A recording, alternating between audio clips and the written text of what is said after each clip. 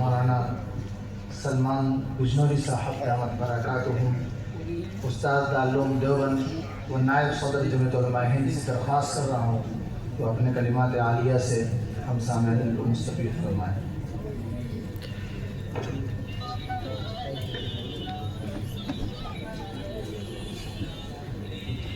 بیٹھنے کا دیکھ نہیں یہیں آ جاؤ،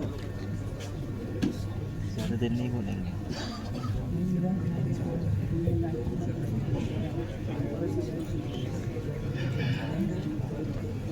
بسم اللہ الرحمن الرحیم، الحمد للہ رب العالمین، والصلاة والسلام علی سیدنا و حبیبنا و مولانا محمد و آلہ و اصحابہ اجمعین، اما بعد۔ چراغوں کی لو سے ستاروں کی ضو تک تجھے ہم ملیں گے جہاں رات ہوگی۔ یہ تو ہو سکتا ہے کہ عزیز مولانا یاسر ندیم صاحب کی طرف سے پڑھ دیا جائے، اور ان کی مادر علمی دارالعلوم دیوبند کی طرف سے کہا جا سکتا ہے کہ کوئی بزم ہو، کوئی انجمن۔ یہ شعار اپنا قدیم ہے، جہاں روشنی کی کمی ملی وہیں ایک چراغ جلا دیا۔ اللہ تعالیٰ کا شکر ادا کرتے ہیں کہ زمانے کے تقاضے کے مطابق، ضرورت کے مطابق ہماری جماعت کے ایک فرد نے ایک کام کیا۔ مبارکباد پیش کرتے ہیں عزیز گرامی کو، حضرت مولانا ڈاکٹر مفتی یاسر ندیم الواجدی حفظہ اللہ تعالیٰ کو۔ مبارکباد ان کے گرامی مرتبت نانا دامت برکاتہم جو سامنے تشریف فرما ہے ان کو۔ مبارکباد دارالعلوم دیوبند کو اور دیوبند کے تمام اداروں کو، اور اگر کوئی حرج نہ ہو تو مبارکباد حضرت مولانا ندیم الواجدی رحمۃ اللہ علیہ کی روح کو۔ اللہ ہماری طرف سے ان کو یہ خوشی اور یہ مبارکباد پہنچا دے۔ ایک دو سال پہلے، انتقال سے کچھ پہلے، ایک دن ملاقات ہوئی تو میں نے ان سے کہا کہ مبارک ہو، یاسر آپ سے زیادہ مشہور ہو گیا ہے۔ تو بہت خوش ہوئے اور کہنے لگے کہ امریکہ میں تو لوگ مجھے پکڑ پکڑ کر کہتے ہیں کہ یاسر بہت اچھا کام کر رہا ہے اور اتنا شہرت اس کو حاصل ہوئی۔ اللہ تعالیٰ ان کے تمام حسنات کے ثواب میں شریک فرمائے اور قبولیت سے نوازے۔ ابھی مجھے بیٹھے ہوئے یاد آیا کہ جب انہوں نے ایک پہلی کتاب لکھی تھی اسلام اور گلوبلائزیشن، تو مولانا ندیم الواجدی صاحب رحمۃ اللہ علیہ نے ایک مختصر تقریب محمود ہال میں منعقد کی تھی۔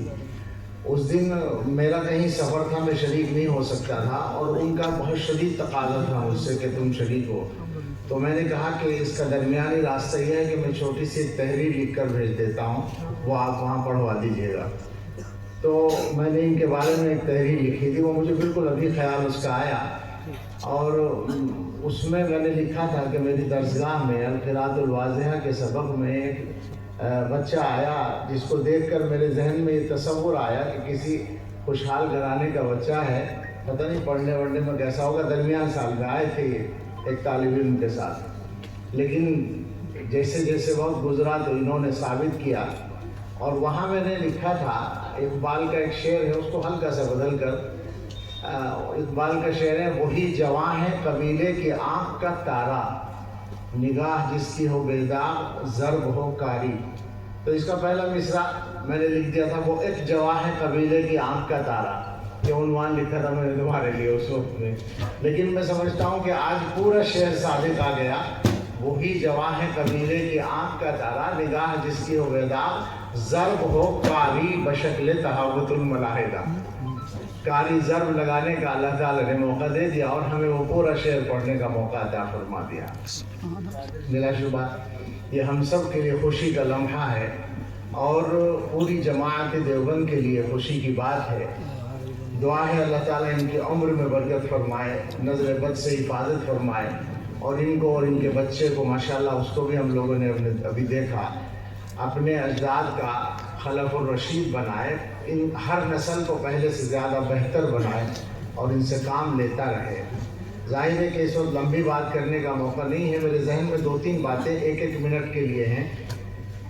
ایک تو میں اپنے ان عزیزوں سے جو یہاں بڑی تعداد میں موجود ہیں ان سے عرض کرنا چاہتا ہوں کہ یہاں سے سبق لے کر جائیں. یہ نہ دیکھیں کہ مولانا یاسر کو یا مولی شمائل کو شہرت مل گئی. یہ نہ سمجھیں کہ اچانک مل گئی یا جلدی مل گئی. یہ چیزیں اچانک نہیں ہوتی، یہ لمبی محنت کا نتیجہ ہوتی ہیں. تو آپ کو بھی محنت کرنی ہے، اور ساتھ میں یہ بھی نہ سمجھیں کہ کام ختم ہو گیا ہے. اس کے لیے تو وہ فارسی کا شاعری کام چلا سکتا ہے. ابھی بھی اردو شاعری فارسی کے سارے مضامین کو نہیں لا پائی ہے. گماں مبر کے بپایا رسید کار مغاں، ہزار بادے ناخرد در رگے تاکس. یہ گمان نہ کرو کہ رندوں کا کام پورا ہو گیا ہے. ابھی انگور کی رگوں میں، انگور کی جو خوشے ہیں ان کے اندر بہت سی شراب باقی ہے جس کو استعمال نہیں کیا گیا، جس کو کشید نہیں کیا گیا. تو کام ابھی باقی ہے اور مسلسل باقی ہے، مسلسل کرنے کا کام ہے. تو آپ سب کو کام کرنا ہے اور محنت کے ساتھ کرنا ہے. اور یہ بھی مت سمجھیے گا کہ الحاد ہی کا موضوع حاصل کریں اور اختیار کریں گے تو شہرت یا عزت ملے گی. ضرورت کا موضوع اختیار کرنا ہے. اس وقت ضرورت کا موضوع، ضرورت کے موضوعات میں سے ایک بڑا موضوع الحاد ہے، اور ان کی یہ سعادت ہے کہ اللہ نے ان کو اس کو اختیار کر کے محنت کرنے کی توفیق دی. آپ بھی محنت کریں اور آپ کا ذوق، آپ کی اساتذہ جس طرف رہنمائی کریں کام کرنے کے لیے اس موضوع پر کام کریں. اصل محنت ہے، اصل کام ہے، اصل شہرت نہیں ہے. اخلاص کے ساتھ کام کرنا ہے. میں یقین کے ساتھ کہہ سکتا ہوں یہ بات کہ انہوں نے سوچا بھی نہیں ہوگا کہ ان کی یہ محنت اس منزل تک پہنچے گی. یہی اخلاص کہلاتا ہے کہ آدمی کام کا ارادہ کرتا ہے، پھر اللہ تعالیٰ کی بارگاہ میں وہ کام قبول ہو جاتا ہے تو دنیا والوں کی نظر میں وہ آ جاتا ہے. اصل اللہ کی بارگاہ میں قبول ہونا ہے، اصل کسی محنت کا نافع بننا ہے، اور نافع بننے کی شرط اس کے لیے اخلاص اور یکسوئی ہے. جیسا کہ حضرت نے فرمایا یہ تسلسل ہے ہمارے اکابر کی محنتوں کا.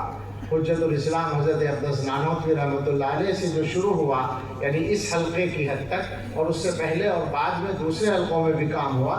لیکن ایک طرح سے یوں کہا جا سکتا ہے کہ اس جماعت کی یہ پہچان ہے کہ ینفون عنہ تحریف الغالین وانتحال المبتلین وتأویل الجاہلین. وہ جو فرائض مقرر کیے گئے تھے علماء کے، ان فرائض کو ادا کرنے کا کام یہ جماعت دیوبند نے یا فرزندان قاسمی نے زیادہ بہتر طریقے پر اور زیادہ ذمہ داری سمجھ کر کیا ہے. اس کی شدید ضرورت. ایک بات اور کہنا چاہتا ہوں، پتہ نہیں میرا اس وقت کہنا مناسب ہے نہیں، اشارے میں کہوں گا. موضوع عقیدے کا ہے یہ. اس سے آپ اندازہ کر سکتے ہیں کہ عقیدے کی اہمیت کیا ہے اور عقیدے کا صحیح ہونا کتنا ضروری ہے. ہمارے زمانے میں تازہ واقعات میں عقیدے کی اہمیت ذرا متاثر ہو رہی ہے. میں یہ عرض کرتا